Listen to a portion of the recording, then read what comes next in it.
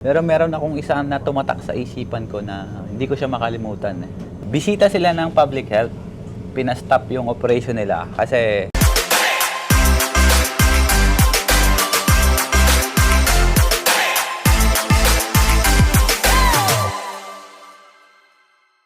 alright guys, ito na naman kami. Nagbabalik sa panibagong episode ng Tagays. Ako nga po pala si Parenjas Vlog together with the Rolly Show. Kamusta? So, yun. It's been a while. Yung topic natin ngayon is pag-usapan natin yung mga restaurant, mga pagkain Pilipino dito sa Scarborough. Filipino food in Scarborough. Yes, guys. pero bago natin pag-usapan, itagay muna natin to. Yan, shoutout nga pala sa Suave Corner. Sa aming immigration na rin. Yes. Tagay muna natin to. Itong Musagad. Grabe. Pinuno nung ano, yung pogi. Pag may nakita ng poging cashier sa Suave, siya po yung gumagawa na ito. siya na yun. Siya lang yung pogi dito. Isa lang yung pogi dito. Meron na pala tayong macchiato. Ako naman po ay matcha latte. Ito yan po sa Suave Corner Cafe. Pampagising sa umaga. Yun. So parang Jess, kamusta ang summer natin before tayo mag-dive in sa topic? Kamusta ang mga summer? Ano yung mga pinagkakabalan ni Parang Jess ngayon? Summer. Yeah, it's been busy this year. Napaka daming nagaganap ngayong year, 2026. Especially, nag-expand na tayo. Hindi lang tayo nagmumukbang, nagko-content. More on into business na rin tayo eh. What do you mean pag narinig nila, what into business? Anong ibig mong sabihin parang Jess? Into business means hindi na lang tayo parang nagagawa ng content for sa atin. Kumbaga, involved na rin tayo sa mga marketing, especially mga natuto na rin tayo mag-handle ng mga social media. Ayun. Yun yung isa sa bago sa ginagawa natin ngayon. Ayun. Oh, wow. Kaya medyo busy tayo ngayon kasi may mga hinahandle tayo, especially sa marketing nila. Tinutulungan natin sila na mas yung presence nila sa social media. Ayun. Okay. Oo. Usapan natin parang Jess yung mga pagkain dito sa Scarborough. Ako taga North York ako sa mga hindi nakakaalam, sa mga nanonood na outside of Toronto or outside of Canada. Ang malaki po kasi ng Toronto. So Scarborough si parang Jess, North York ako. Oo, yeah, tama. So minsan Scarborough means it's east side. Tulad nga ng papunta ako dito kanina, medyo nawala-wala pa ako, hindi ko mahanap yung pupuntahan ko. So hindi ako pamilya sa Scarborough. At dumadala lang ako dito kapag may client kami, kung may meeting kami, gano'n. So, North York based talaga ako. So, Yes. Ikaw, matanong kita pa, ano yung mga go-to restaurant mo na pinupuntahan dito sa Scarborough? Dito sa Scarborough, marami tayo mga pinupuntahang restaurant dito. Pero, yeah, depende sa depende minsan sa mood ko, minsan Okay. trip ko ng Sabaw. Punta ako sa Depende sa weather, parang Oo, ganon. depende rin sa weather. Sabagay. Minsan, may hangover. Gusto ko ng something na pampatanggal hangover. Yung Sabaw, pag-usapan ng Sabaw, ano yung hangover spot mo? Hangover spot ko, pag sa mga Sabaw, siguro I would say Alae, yung Gotong Alae. Batangas nila doon. Talagang pure Sabaw na, kasi yung Gotong Batangas is, pure Sabaw na, may laman loob lang. Unlike sa, So, authentic yun yung Alae? Authentic na? yeah, Okay. ganun yan. Ganun yung Goto sa amin, sa Batangas. Especially taga Batangas tayo eh. Ayun. Hindi siya yung parang Goto na sa Manila na may kanin. So yun, pag gusto kong umigop na mainit sa sabaw, yan. Punta ako sa Alae para mag-cure ng hangover. Ayun. Then, pag wala namang hangover, minsan, gusto kong parang kumain ng medyo matamis. Punta ako ng Days Kitchen, yung Days kanilang Kitchen. beef pares naman. Yan, Sarap. solid din yung beef pares nila with the bone marrow. Oo. Naku Yan, po. talagang kung makikita nyo guys, loaded yung beef pares nila. Days Kitchen yun. Oo. Talagang putok-batok episode. And then, yeah, marami dito. Pag sa mga gusto ko naman ng mga pulutan, mga pampulutan, no? Punta ako ng Manyaman. Manyaman. Yung kanilang sisig. Sisig. Yun. Simple-simple. But, Pag-uusapan natin yung solid. mga putahingan mamaya-maya. Pero mabalik tayo sa Filipino food dito sa restaurant dito sa Scarborough. Saan ka naman madalas yung tumatambay? Saan ka, parang kung wala kang ginagawa, parang Yeah. Wala ako dito. Minsan, yeah, dito. Okay. Usually dito tayo tumatambay sa Suabe. Pag nag-e-edit, may meeting. Kasi napaka-relaxing dito eh. Talagang Maganda yung ambience. maganda yung vibe. Cozy. Tsaka talagang hindi nakakahiya ba? Pag may ka-meeting ka, pwede dito. Kaya usually pag tayo, hindi naman tambay. May ginagawa pa rin, pero usually dito tayo tumatambay. Sa Suabe pala. Yes, sa Suabe Corner dito At sa saka- may Scarborough. So, sa pag-host na rin ng episode na to dito sa Yes. Scarborough. Solid yung mga Suabe. drinks and yung mga foods nila dito, try nyo. Especially yung nila, yung chicken fried rice na good for 2 days. Yan, ano yung pinakaunang naging restaurant dito sa Scarborough? Ano yung pinaka naalala mo? Which one? Dito sa Scarborough, yung mga OG na spot. Mga na based on kasi dumating ako dito 2010 eh. Siguro masasabi ko siguro FB Foods yung naalala ko. OG talaga yun. Yeah. Remy's. Remy's. Pero hindi ba ang FB Food sa North York yun or may mga branches? Pero dito nagsimula yun, no? Hindi ko alam yung istorya nila eh. Pero yun yung pagkadating ko kasi dito sa Scarborough, yun yung parang mga malakas. naririnig ko na Filipino restaurant. Remy's, lagi ko rin naririnig yung Remy's na yun. I think Wala na ba yun yan? Wala na. Yeah, still Wala going. Nandiyan pa rin sila. Wow. Yun yung mga matatagal na based on sa nung dumating ako. Oo. Hindi ko alam na baka may mas matagal pa sa kanila. Oo. Paki-comment nyo nga guys kung Kung correction, ano yung Yes. mga pinakaunang o yung mga nadatnan nyo na mga restaurant dito sa Scarborough na Pilipino? Kasi ako, late naman din ako pumupunta sa mga Filipino bar, Filipino restaurant. Kaya late din yung alam ko. Alam ko lang, Bistro Manila. Yun ang alam ko dito sa Scarborough. Yeah. Diba? Pero yeah, yun based on my nung dumating ako kasi yun yung naririnig ko mga FB Foods, Remy's. And Yung Jesse Jr., lagi ko narinig din yun. I think yeah, Jesse Jr. din matagal na rin yan eh. Oo. Pag hindi ako nagkakamali. Ayun. Pero tagay muna ulit tayo bago Tagay. natin i-continue yung magandang usapan. Ayun. Ikaw naman, Rolly Show, ano ba yung parang walang go-to na restaurant mo? Let's say nandito ako sa Scarborough. Sa Scarborough, Oo. bistro lang talaga alam Bistro, ko. oo. Pero since nung nag-expand na yung mga clients natin, na-discover ko na yung mga yung mga restaurant dito. Parang lumawak yung pananaw ko sa Filipino food. Na ang dami rin pala. Yun, yung Manyaman, Dave's Kitchen, Ala A, Lola Asti. Ayun, Lola Asti pala. Yung Mickey nila. Locos Mickey, Hangover. solid na Oo. rin yun. Nung pure una ko hangover. natikman, kung di ako nagkakamali, tayo yung I unang think nakatikman, yes. no? Oo. Parang trivia kami pa yung unang Oo. nakatikim ng Nung Ilocos unang nilunch Mickey. nila yun. Nung nilunch nila yung Ilocos Mickey nila. Kasama natin si Luis. Yes. Shout out Luis. Sorry kay Luis yan.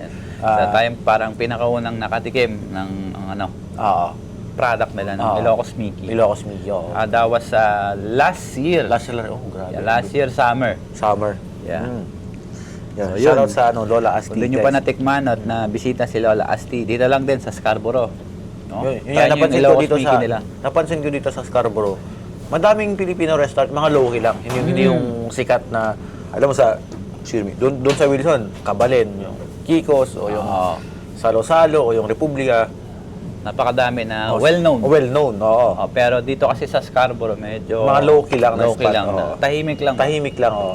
Pero hindi mo alam na meron palang ganitong Filipino restaurant Tulad dito dito sa sa ganito. Suabe nga, hindi nga alam ng tao na may Suabe. Madaming tao hindi nakaka-discover ng Suabe. Yes. Oo. Especially, wala silang sign sa labas. Oo. Maraming naliligaw. Pero ngayon, I think may mga konting sign na sila na nilagay para madali silang matuntun. Yeah. Yan, pero para masagot yung tanong mo, siguro masasabi ko Suabe yung parang, hindi naman the best na sa pagkain, pero yung vibe kasi sa akin malaki. Kasi lagi akong nag-edit din, lagi akong may meeting, lagi akong may phone call. So parang ito yung space talaga para sa akin na Go-to mo. go-to ko at kasi nagmamatch ng karakter ko na ako. Gusto ko yung chill lang, ayoko yung maingay, gusto ko yung mapayapa, alam mo yun, may onting music, tsaka komportable, makikita nyo naman sa mga nakapunta na dito, alam nyo naman yung vibe dito, di ba? Yeah. May couch. So, tsaka syempre, mahilig din ako sa drinks, kaya talagang, Matcha lover ka ba? matcha rap. Matcha rap lover ako, kaya ayun. Pero Shoutout Kapag- nga pala sa barista na gumawa ito. sa pagkain, madami. Iba-iba yung ano eh. Kaya sabi mo kanina, depende sa, tulad nung sa Manyaman, gusto yung sisig. Oo. Gusto ko yung Ilocos Mickey ng Lola Asti. Tapos iba naman yun, masarap yung sarabasab ng bistro. Yeah, So, bistro. bistro. Pagka, pumupunta ako bistro, yan yung hindi nawawala sa in-order ko. Yung sarabasab nila. Oo. Bistro Manila. Kaya iba-iba shoutout rin. sa Bistro Manila. Oo, iba-iba. Iba-iba yung ano. Yun. So, sa pagkain naman, parang Jess, ano yung ano sa tingin mo yung mga top 5 dishes mo? Na parang kung, let's say, kung may 3 o 3 to 5 na parang dishes na kakainin mo habang buhay, yun na yun. Oo. Mahirap yan. Mahirap Sabi na natin tanong yung, yan. ito, sa sabaw. Sabaw. Mm. Ano yung, mamimili, category na lang, sabaw. Ano yung pipiliin mong, syempre, tag-ulan o may hangover, talagang dapat yun na yung kakainin mong sabaw. Oo. Ako bulalo kasi talagang bias ako, yun talaga paborito. So, kahit kung pinagpili mo akong sinigang or tinola, bulalo talaga ako. So, ikaw, Paris, ano ba yung ano mo? Ako siguro tinola. Tinola? Kasi mas prepared ko yung yung parang ma-ginger flavor na may tanglad. Sarap. Nakakamiss tuloy. Yung parang tapos sa manok na Tagalog na manok. Oo. Iba kasi din yung yung luto sa Pilipinas eh. So, Kasi yun dito, yung, wala pa akong natikmang tinolang legit na gano'n, no? Pero tinola. Yeah, tinola. Kasi mas gusto ko yung yung flavor ng tanglad tsaka ginger. Tapos yung may Kahalo, malunggay. oo. Yun. Yun siguro, tinola na Guys, manok. comment down below. Bulalo ba? Or? Tinola. Kayo, anong mas prepare nyo? I-comment down. Ano naman, Gary, yung ano naman, yung may sauce na putahe. Sauce, caldereta kambing. Oo. Yun yung number 1 ko. Go to talaga. Pag sinabing may sauce na kalderetang kambing yan. Ako naman, hindi siya Pilipino, pero Pilipino na rin. Parang ano rin eh, parang universal din kasi yung dish na yun. Jamaican siya. Kambing din, pero curry. Oh, curry goat. Curry goat. Yes. Kasi- Sarap, solid din yun. Solid kasi anything about goat. Ako rin Gusto eh. ko. Kahit pa prito lang yan o ginisa. Kaldereta, okay din sa akin. Ganon, yung ano, Yes. lutong Pilipino. Kung lutong Pilipino yung pinag-uusapan, kaldereta rin sa akin. Ano naman, Gary, yung breakfast. Yung Breakfast? Oo. Like yung sa mga silog series, ano yung ba? Silog series? Oo. Siguro corn silog. Corn silog? Corn beef. Corn beef. beef. Akala ko mais. Kasi paborito ko yung, especially nung bata ako, paborito ko yung corn beef nung bata ako. Especially yung mga Argentina, CDO. Yan. Kaya siguro corn beef silog. Ako naman longganisa. Longganisa sa akin. Long silog. Pero iba kasi yung longganisa sa amin sa Pilipinas eh. Kaya wala rin pa ako natitikman na sing solid. Yung longganisa sa inyo, short. Oo. Short ganisa Short, yun. short ganisa. Kaya iba. Short ganisa pala kaya hindi long ganisa. Pero I think yung main common denominator ng ano natin is iba kasi yung luto sa Pilipinas, hindi talaga mako-compare. Oo. Kasi dito siguro kung nakatikim ako ng malupit, masasabi ko long silog. Kaya kung napansin mo, top silog na lang ang top silog. Hindi ko in-order yung long silog.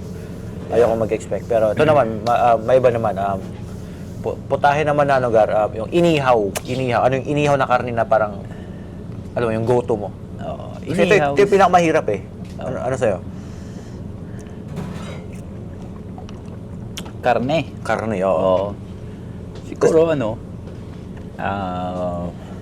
chicken inasal. Shoutout kay Chef Derek yun. Na-miss ko yung chicken inasal niya. Chef Derek. Pag sinabing mga inihaw, yan. Diyan tayo sa chicken Hindi naman inasal. pwedeng Korean barbecue, hindi naman Pilipino yun eh. No? Oo, yan. Chicken Siguro, inasal. kung Pilipino man, siguro Kasi yun nga, like I said, gusto ko yung yung lemongrass na flavor eh. 'Di ba? Pag sabaw, tinola. So, sa inihaw naman, mga chicken inasal tayo diyan. Kasi nandun pa rin yung flavor ng lemongrass.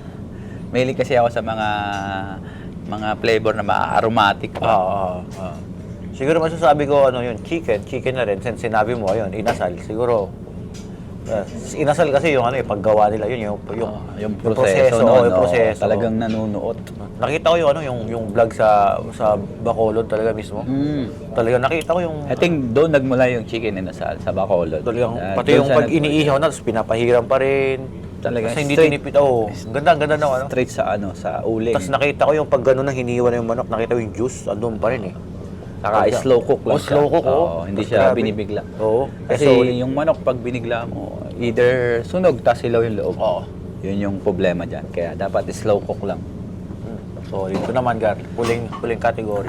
Actually, dalawang category. Isa pa, pulutan. Pulutan. Yan. Sanay tayo dyan sa mga pulutan. Ito, mahirap to para sa akin. Kasi may mga ano ako eh.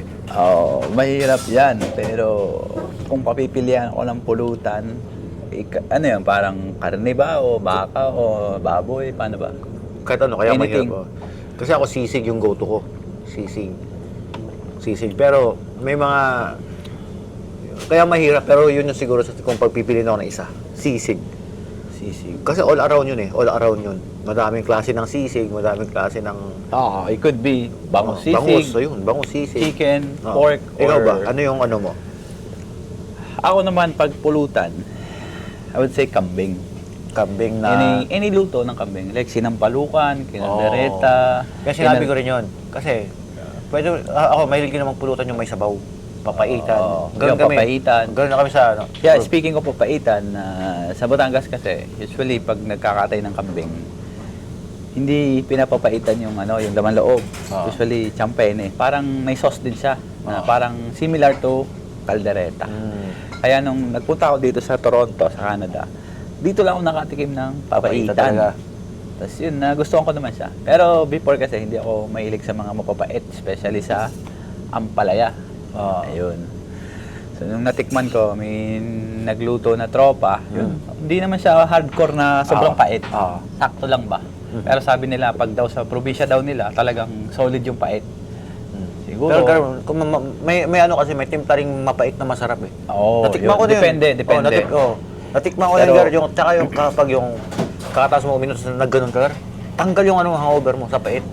Sa tingin ko, kinokontra niya or something. Pero ang sarap ng papaitan pag ano. Yes. Pag may tama ka. Pero yan, ano ko naman, siguro yung, for me, yung prepare ko, tamang pait lang. Na, kasi yun nga, hindi ako masyadong maano sa pait Tapos yung na ano, flavor. yung may pait din na hinahaluan ng tawag dito? Ano ano yung word doon? Yung ano, yung may kamyas o may Kalamansi. Ano yung tawag, ano yung ano tawag doon? 'Di ba anghang Asim. asim, ayun yun yung word. Ano ko, nabla ko. Yun yung may asim na pait, yun yung may combination yung mga Tagalog na ano, na version ng papaitan. May natikman na ako, mga Katagalugan. May mga gumagamit, nakita ko yung iba, ginagamit nila kalamansi. Dito, especially here in Canada. Yun, may nakita sa ano naman sa ibang ano probinsya na nakita ko kamyas, ganoon. May isa pa one time pa ako, sampalok eh. Sampalok. Parang ano na yun eh, parang Sinampalo ka na yun. Maasim na yun. Pero yun yung version na ito. Huli naman para just dessert. Dessert. Like, ano yung, parang... Dessert na ano yung parang kung mamimili ka ng isa na kakainin mo habang buhay. Hindi kaya malawak do pero kung ano yung isang item. Okay. Yeah. Dessert, siguro ano, pag sinabi naman dessert, siguro ano, halo-halo. Halo-halo, andun na Kasi lahat. nandun na lahat eh. Andun na lahat. Everything is there. Andun na lahat eh. Oo. May Kumbaga, steak may ice cream, may May leche flan. saging, may nata. Especially nata, paborito ko nata. Ako nga, pag nagpapagawa ko ng halo-halo, pag umorder ako sa mga, usually sa mga restaurant, tatlong toppings lang pinalalagay ko eh. Either yung corn, nata, tsaka saging. That's it. Simple lang. Tsaka dito rin yan, mabalik tayo sa usapang Pilipinas siya Canada. Dito kasi puro yung ingredients, puro delata. Kaya parang hindi ako ginaganahang kumain ng halo-halo dito. Dito lang sa Pilipinas na lahat homemade. Na talagang... May mga gumagawa naman na na sila yung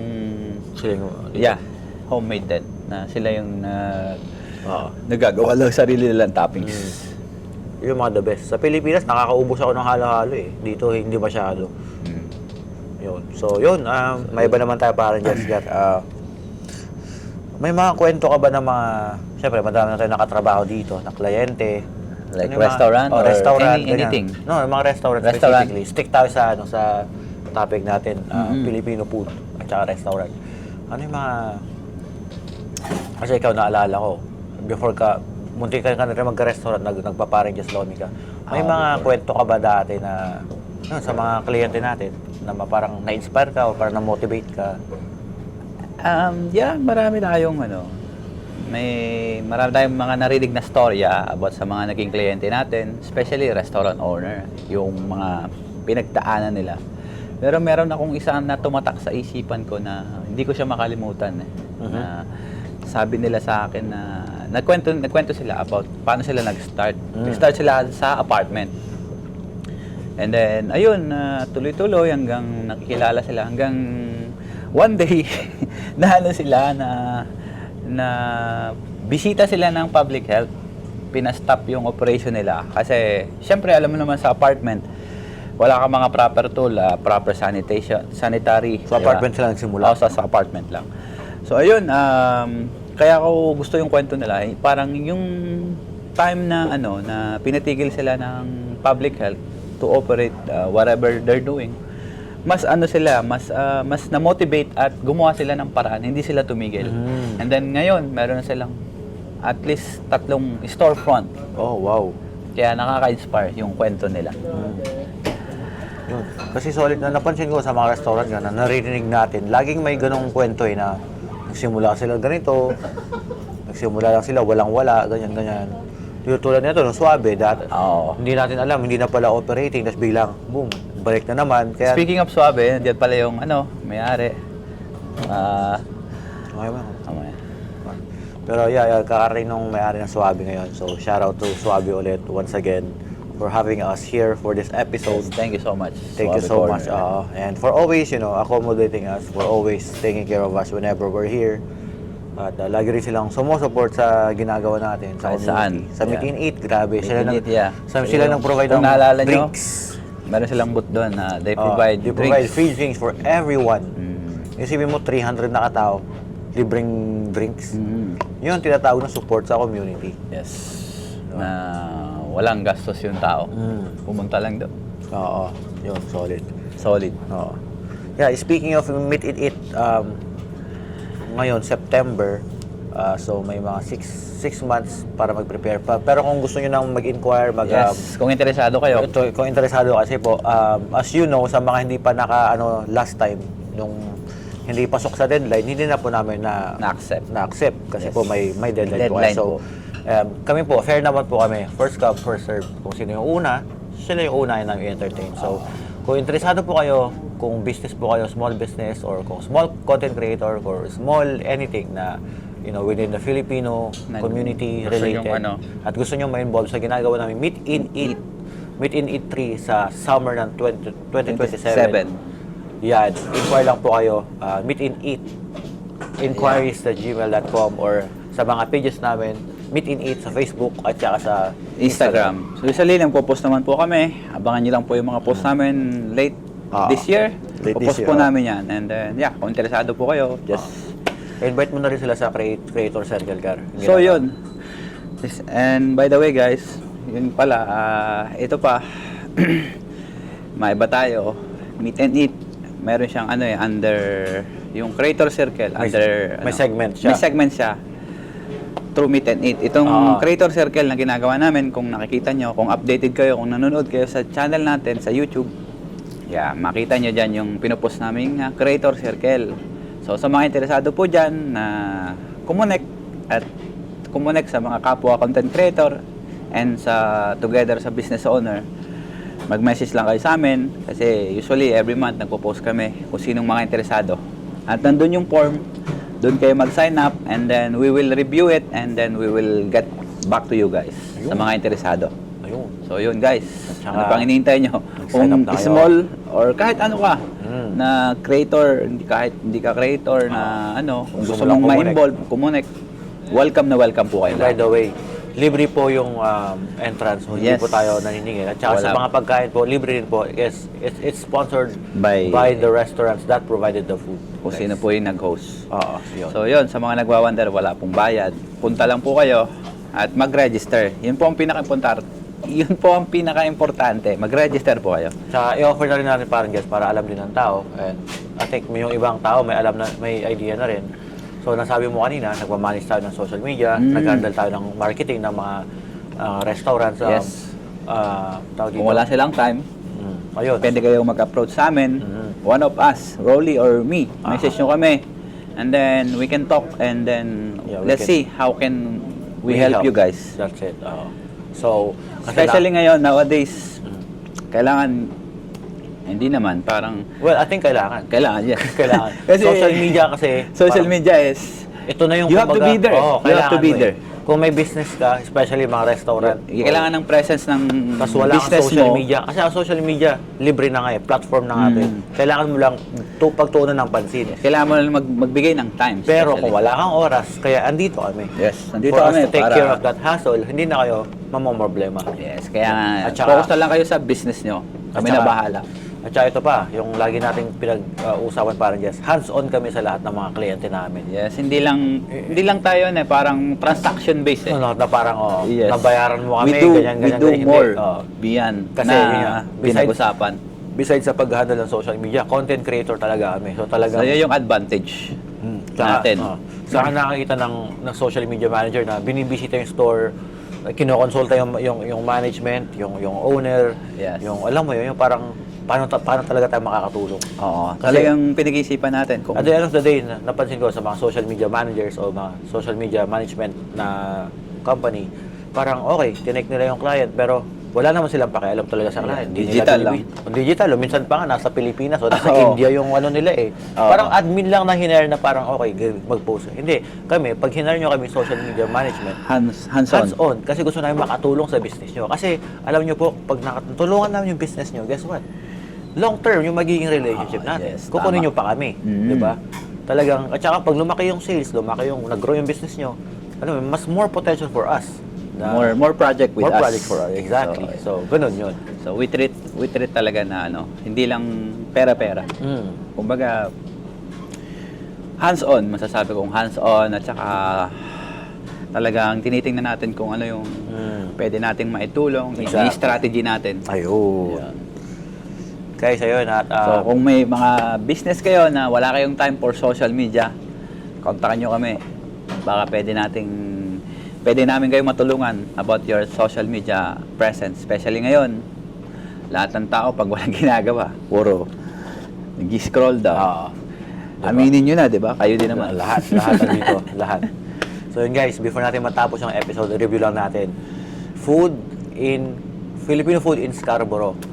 Yan, shoutout natin mga Manyaman, Days Kitchen, Suave, Sobe Corner. Suave Corner, Alae, Lola Asti. Lola Asti, ayan. And, At sa mga nanonood dyan na may mga restaurant, kung gusto nyo pong bumisita kami, Yes. at kung may chance naman, why not, di ba? Message lang kayo or comment down below. Yan, nalaman po natin yung mga paborito, mga pagkain ni Parang Jazz at ni Rolly Show ngayon. saka yung mga spot dito sa Scarborough, magka-idea kayo kung saan kayo pwedeng pumunta. Ayan, siguro next May episode, cravings kayo. next episode gawin natin, North Shore kasi kilala na rin eh. Pag-isipan natin, pero Pwede natin gawin sa Montreal. Montreal, ayun. Daming mga Pilipino doon. O, abangan nyo kami sa Montreal. Ayun. May Guys, mga naging kliyente na rin tayo sa Montreal. I think 3. 3, oh wow, Oo. nag-expand na talaga, Oo. no? Pero imagine mo yung makarating tayo sa Alberta. Yun. Alberta, why not? Alberta, baka naman mga viewers Shoutout sa mga taga-Alberta dyan. Oh, one day, isang araw. Bisitahin namin kayo. Or kung may mga nanonood ng mga taga-Calgary, Alberta, Winnipeg, yan. Down kaming lumapag. Yan. Sa mga hindi pa nakapag-subscribe, subscribe na kayo, follow nyo yan.